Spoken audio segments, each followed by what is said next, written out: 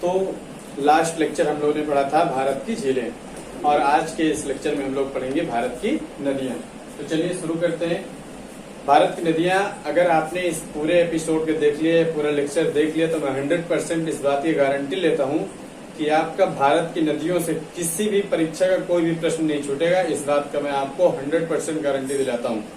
तो इस विश्वास के साथ शुरू करते हैं आज हम भारत की नदियों को। देखिए, भारत की नदियों को पढ़ने से पहले महत्वपूर्ण बात यह है कि अगर हम देखें भारत में, तो भारत देश में लगभग 4000 छोटी बड़ी नदियां हैं, परंतु उनमें से 23 नदियां बहुत महत्वपूर्ण हैं। उन महत्वपूर्ण नदियों का हम अध्ययन करेंगे। ठीक है, तो पहले हम क्या करते हैं, जो नदियों का विभाजन है उसको दो प्रकार से करेंगे। तो यहाँ पे जो हम विभाजन करेंगे, एक तो जल के कितना उसमें जल है, उत्पत्ति और जल की मात्रा के आधार पर विभाजन करेंगे। ठीक है, कि कौन कौन सी नदियां 12मासी हैं। ठीक है, हमेशा सदाबहार नदियां कौन कौन सी हैं, और कुछ नदियां ऐसी हैं जो हमारे प्रायद्वीपीय भारत में बहती हैं। तो सबसे पहले जो हम भारतीय नदियां हैं उनको दो भागों में बांट लेंगे। समझ रहे हैं ना? तो चलिए शुरू करते हैं। पहले यहाँ पे हम चालू करेंगे भारत की नदियां। इन नदियों को हमने यहाँ पे दो भागों में कैटेगराइज कर लिया। पहली जो नदियां हो गई, इस नदी को नंबर 1 हमने दिया हिमालयी नदी। हिमालय की नदियां लिख दे, या हमने इसको कर दिया 12मासी नदी। 12मासी नदियां, या फिर हम इनको कह सकते हैं सदाबहार नदियां। सदाबहार नदियां, सदाबहार नदियां। ठीक है ना? दूसरा जो हमारा क्लासिफिकेशन होगा वो होगा हमारा दक्षिण भारत की नदियां। दक्षिण भारत की नदियां, या इसको हम कह सकते हैं प्रायद्वीपीय भारत की नदियां। ठीक है भाई। तो अब यहाँ पे अगर बात करें हिमालय की नदियों की, तो हिमालय की जो नदियां है ना, इनको हम 3 भागों में फिर से कैटेगराइज कर देंगे। यहाँ 3 तंत्र होंगे। नंबर 1 गंगा नदी तंत्र, गंगा नदी तंत्र। ठीक है। नंबर 2 आपका हो जाएगा ब्रह्मपुत्र नदी तंत्र।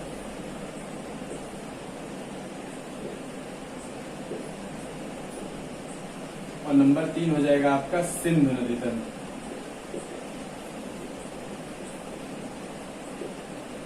सिंधु नदी तंत्र। आप इसको ऐसे भी कर सकते हैं। नंबर 1 आप लिख सकते हैं गंगा सिंधु नदी तंत्र, नंबर 2 गंगा नदी तंत्र, नंबर 3 ब्रह्मपुत्र नदी तंत्र। देखिए, मैं थोड़ा सा आपको बता दूं कि ये जो 3 भागों में अध्ययन किया जा रहा है हिमालय नदियों, क्यों किया जा रहा, तो आज से बहुत लाख वर्ष पहले, 2.4 करोड़ वर्ष पहले की बात है, जहाँ हिमालय है वहां पे माना जा रहा था कि एक शिवालिक नाम की नदी थी, ये जिस नदी को इंडो ब्रह्मा नदी भी कहा जाता था। तो वो जो नदी थी वो पूरब में असम से लेकर पश्चिम में पंजाब तक उसका जल ऐसे फैली हुई थी नदी। ठीक है ना? कहां से कहां तक? पूरब में असम से लेकर पश्चिम में हिमालय, वो पश्चिम में पंजाब तक उसका जल फैला हुआ था। और वो जो जल था पश्चिम में सिंध नदी क्षेत्र में अपना जल वो नदी गिराती थी। तो उस नदी के आधार पर ही शिवालिक नदी, या फिर शिवालिक नदी थी, या फिर आप कह सकते हैं जो पहले नदी थी जिससे इसको 3 भागों में कैटेगराइज किया, उस नदी का नाम था शिवालिक नदी या इंडो ब्रह्म नदी जो थी। इस नदी के आधार पर, जो ये नदी थी, इसके आधार पर हमने इस नदी तंत्र को 3 भागों में बांट दिया। कौन कौन सा? गंगा नदी तंत्र, ब्रह्मपुत्र नदी तंत्र और सिंधु नदी तंत्र। तो आज का जो हमारा टॉपिक है, इसमें सबसे पहले हम यहाँ से क्या शुरू करेंगे, गंगा नदी तंत्र उठाएंगे और इसको पूरा फिनिश करेंगे। आप मेरे साथ स्टेप बाय स्टेप, जैसे मैं बनाता जा रहा हूँ फ्लो चार्ट, वैसे ही बनाते जाइएगा। गंगा और उसकी सहायक नदियां सारी बहुत अच्छे से आपको क्लियर हो जाएंगी। चलिए शुरू करते हैं। अब हम गंगा नदी तंत्र की बात करेंगे। तो यहाँ पे सबसे पहले हम हेडिंग डालेंगे गंगा नदी तंत्र। बहुत इंपॉर्टेंट लेक्चर है और आपको चाहे जिस तरह की परीक्षा आप दीजिएगा, यूपीएससी से लेकर यूपीपीएससी किसी भी बोर्ड की कोई भी परीक्षा दीजिएगा, आपको नदियों से संबंधित हर प्रश्न का जवाब आपको मिल जाएगा। तो यहाँ पे हम शुरू करते हैं गंगा नदी तंत्र। थोड़ा सा इसके बारे में जान लेते हैं। जो गंगा नदी है ये शुरू होती है कहाँ से? उत्तराखंड से। भारत के 5 राज्यों में बहती गंगा नदी कौन कौन से? पहला जो है यूके है, दूसरा आपका क्या हो जाएगा? यूपी हो जाएगा, तीसरा आपका बिहार हो जाएगा, ठीक है, चौथा झारखंड हो जाएगा, झारखंड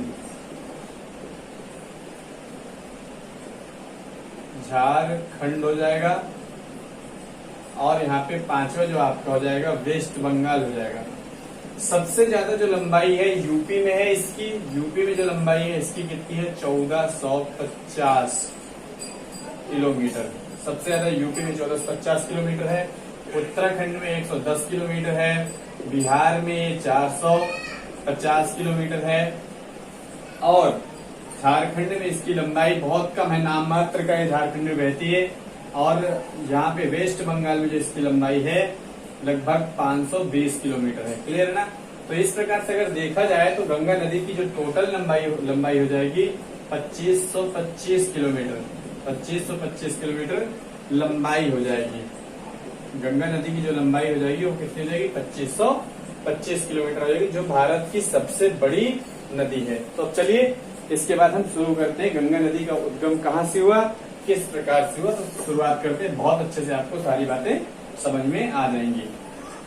आप देखिए, सबसे पहले ऐसा माना जाता है कि जो गंगा नदी है ना, यहाँ सबसे पहले ऊपर से 2 नदी निकलती हैं जो बद्रीनाथ में सतोपथ ग्लेशियर से निकलती है। यहाँ पे एक नदी है धौली गंगा,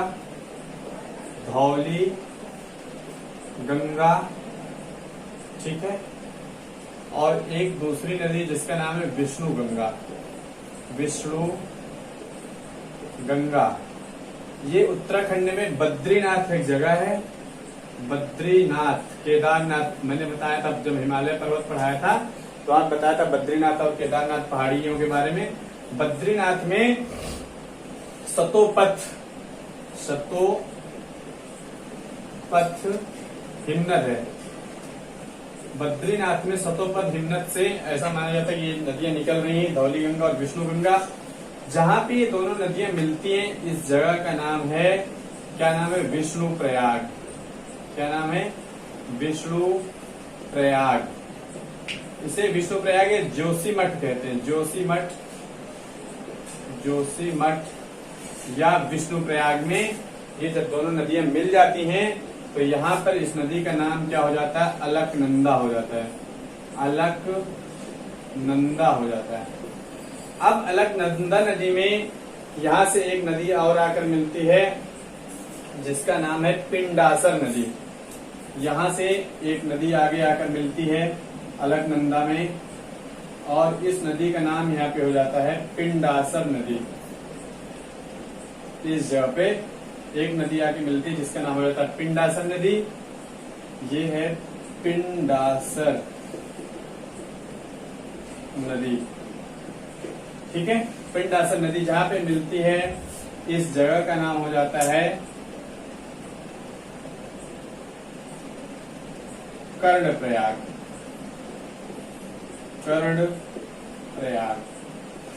ठीक है। इसके बाद यहां से इस साइड से एक नदी निकलती है। इस नदी का यहाँ पे नाम होता है मंदाकिनी नदी।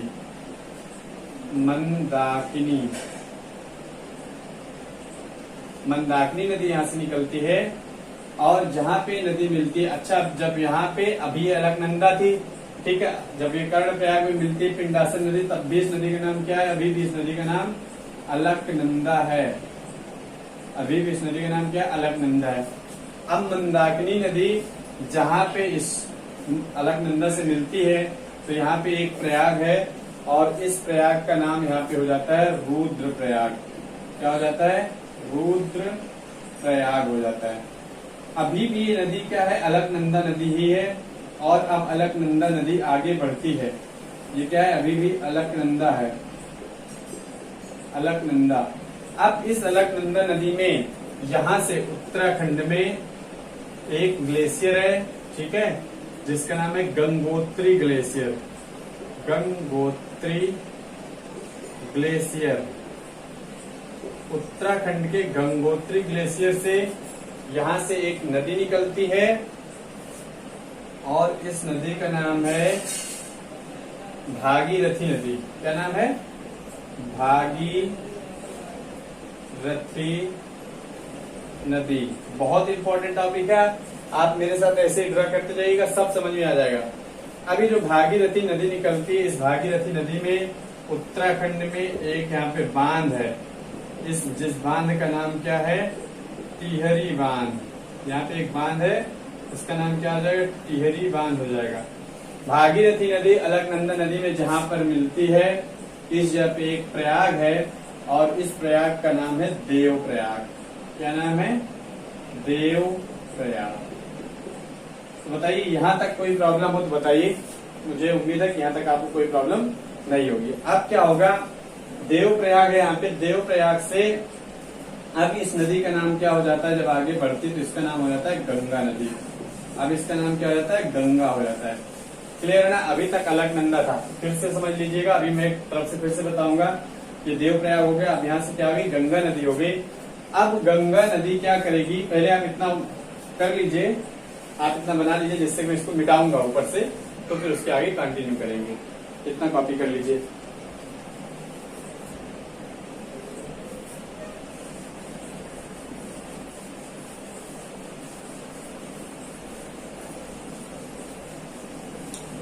तो आशा है कि आप इतना पूरा ड्रा कर लिए होंगे हमारे साथ ही और समझ में आपको बात आ गई होगी। अब हम यहीं से आगे चालू करेंगे कि गंगा नदी हमारी बन चुकी है। चलिए,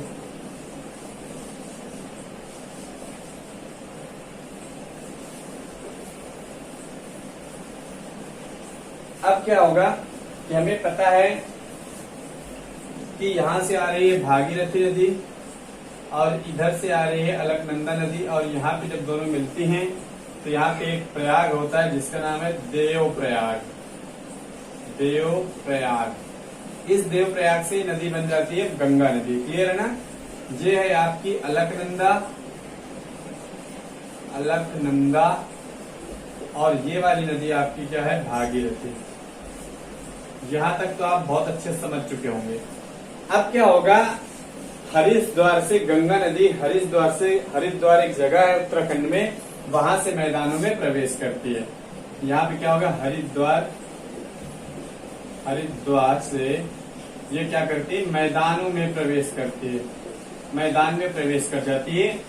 अब यहाँ से जब ये आगे बढ़ती है, हरिद्वार से उत्तराखंड के आगे बढ़ती है, तो ये अब पहुंचती है यहाँ से बिजनौर के पास पहुंचती है, यूपी में। यूपी में कहां से पहुंचती है, बिजनौर। बिजनौर से ये नदी यूपी में प्रवेश करती है।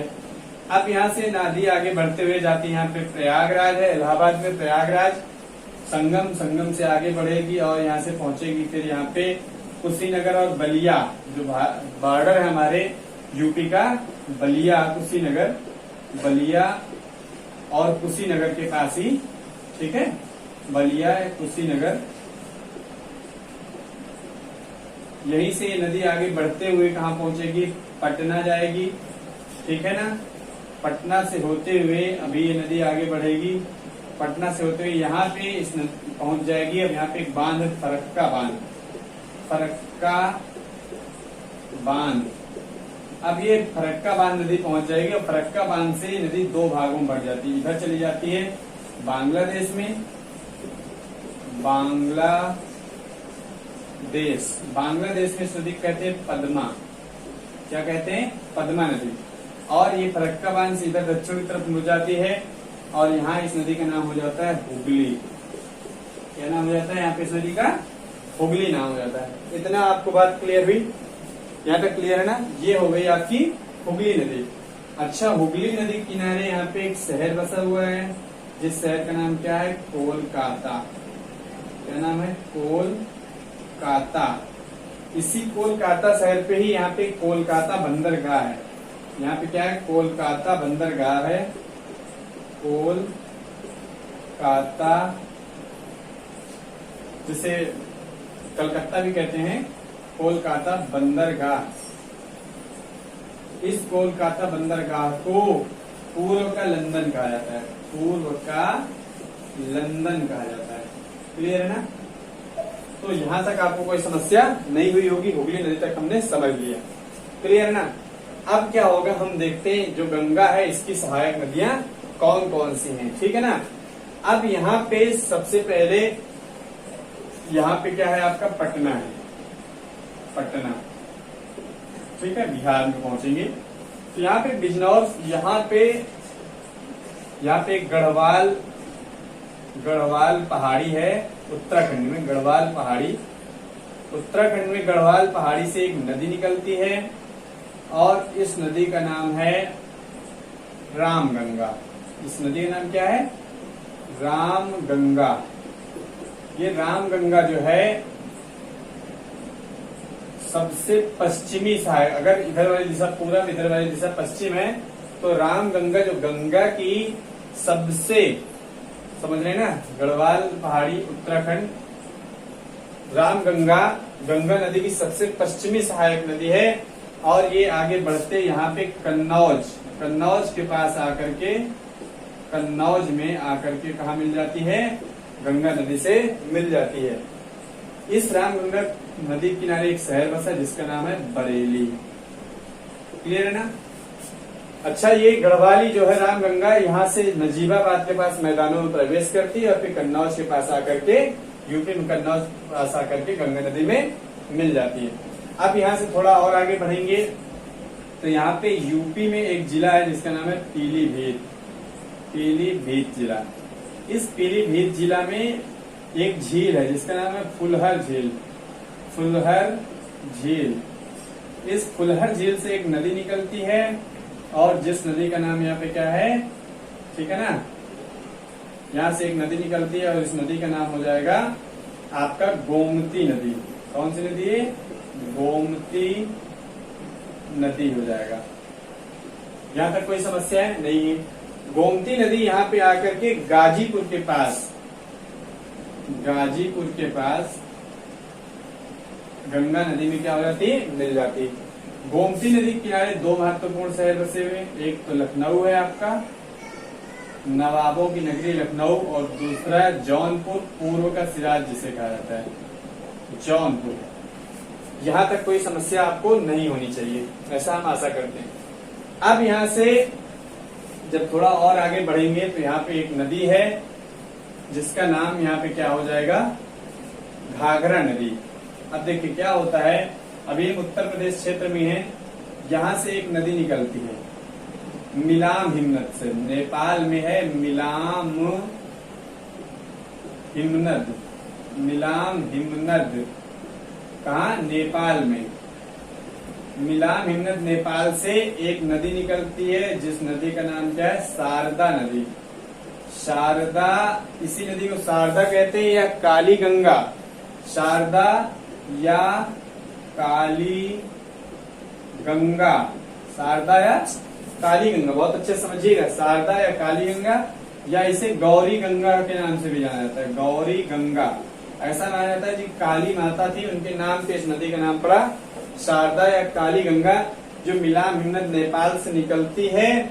और यहाँ इधर नेपाल से ही, नेपाल क्षेत्र से ही मामचा चुंगो, यहाँ से नेपाल क्षेत्र से ही एक नदी निकलती है मामचा चुंगो। मामचा चुंगो हिमनद है, हिमनद या ग्लेशियर। मामचा चुंगो हिमनद या ग्लेशियर से एक नदी निकलती है, इस नदी का नाम क्या है, घाघरा नदी। क्या नाम है इसका, घाघरा नदी नाम है। और ये घाघरा नदी यहाँ से चलते हुए छतरपुर, बिहार में पड़ता है, और यहाँ से नहीं, छतरपुर नहीं, छपरा, पटना के आगे थोड़ा सा चलते हुए, और ये यहाँ पे पटना से आगे थोड़ा सा निकल के छतरपुर में आके गंगा नदी में यहाँ पे आके ये मिल जाती है। कौन सी नदी, घाघरा नदी। बहुत बात अच्छा समझिएगा। ये जो शारदा नदी घाघरा नदी मिलती है, यहाँ पे एक जगह है जिस जगह का नाम है बहराम घाट। इस जगह का नाम क्या हो जाएगा यहाँ पे? बहराम घाट। बहराम घाट है यहाँ पे, बहराम घाट। ये कहाँ पे? बहराइच में है। बहराम घाट बहराइच में ये नदी यहाँ पे आकर के कहाँ मिल जाती है भाई? घाघरा मिल जाती है। और घाघरा नदी जो है ना मामचा चुंगो ग्लेशियर से निकलती है, नेपाल से भी, नेपाल क्षेत्र से निकलती है, नेपाल से। और यहाँ पे शारदा नदी, काली नदी, या फिर आप कहो गौरी गंगा से मिल जाती है। और पटना के आगे जाकर के ये जाके मिल जाती है कहाँ पे? गंगा नदी में। यहाँ तक आपको सारी बातें क्लियर होंगी ऐसा हम उम्मीद करते हैं, ठीक है ना। अब यहाँ से एक और नदी निकलती है जिस नदी का नाम है गंडक नदी। चलिए इसके बारे में भी थोड़ा सा बता देता हूं मैं आपको।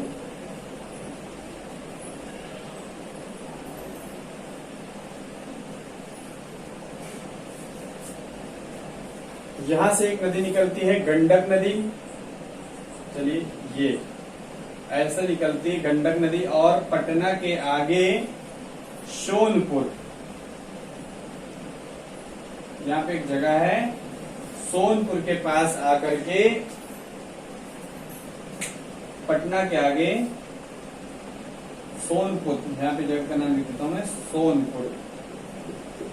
पटना के पास सोनपुर में आके गंगा नदी में मिल जाती है।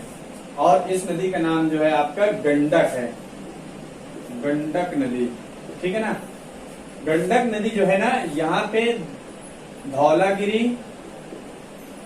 धौलागिरी और यहाँ पे माउंट एवरेस्ट चोटी है, माउंट एवरेस्ट। मैंने आपको हिमालय में बहुत अच्छे से पढ़ाया है। माउंट एवरेस्ट नेपाल से निकलती है गंडक, क्लियर है ना। और यहाँ पे आके पटना के आगे सोनपुर के पास गंगा नदी में मिल जाती गंडक नदी, क्लियर है। यहाँ तक आपको कोई प्रॉब्लम नहीं होगी। गंडक के बाद एक नदी और यहाँ नेपाल क्षेत्र से निकलती है जिसका नाम है कोसी नदी। यहाँ पे एक नदी और है, ये ऐसे ऐसे आती है और यहाँ पे फरक्का बांध के पास आकर के बिहार में ही आके मिल जाती है। इस नदी का नाम क्या है? कोसी नदी। क्या है नाम? इस नदी का नाम हो जाएगा कोसी नदी। कोसी नदी। देखिए भाई कोसी नदी जो है ना,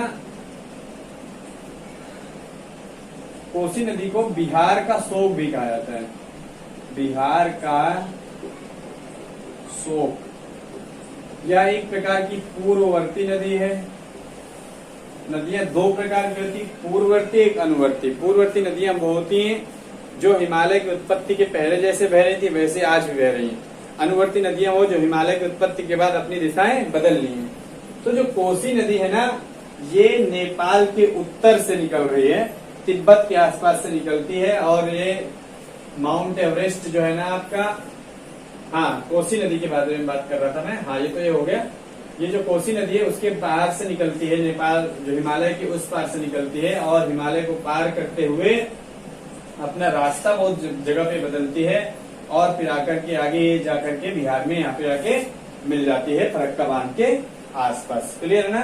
तो गंगा की सहायक नदियों की बात करें तो पहले रामगंगा हो जाएगी, फिर गोमती हो जाएगी, फिर घाघरा हो जाएगी, गंडक हो जाएगी, कोसी हो जाएगी।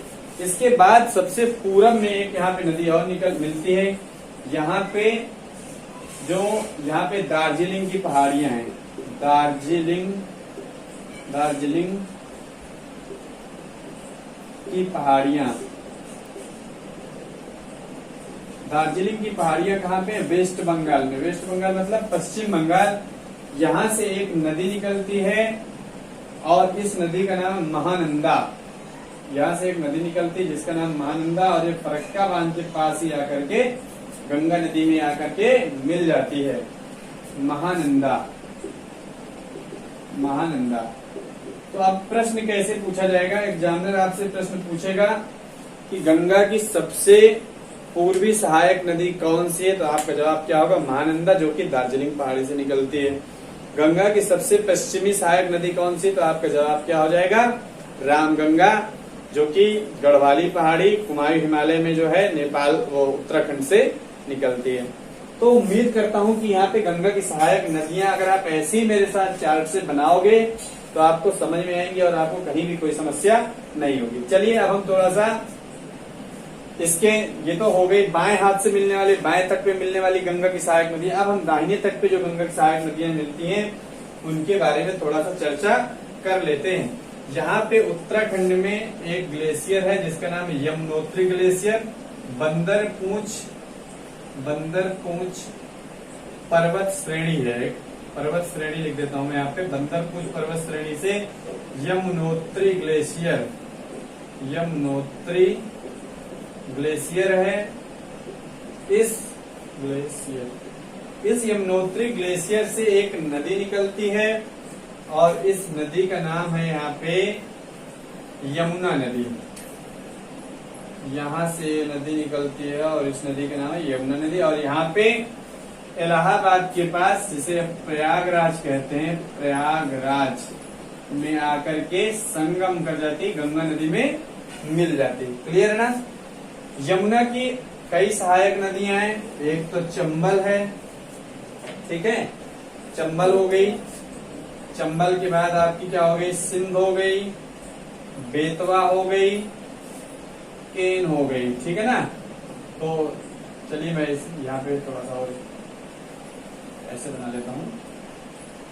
चंबल, बेतवा, केन, और भी कई नदियां हैं, छोटी छोटी ढेर सारी नदियां मिलती हैं।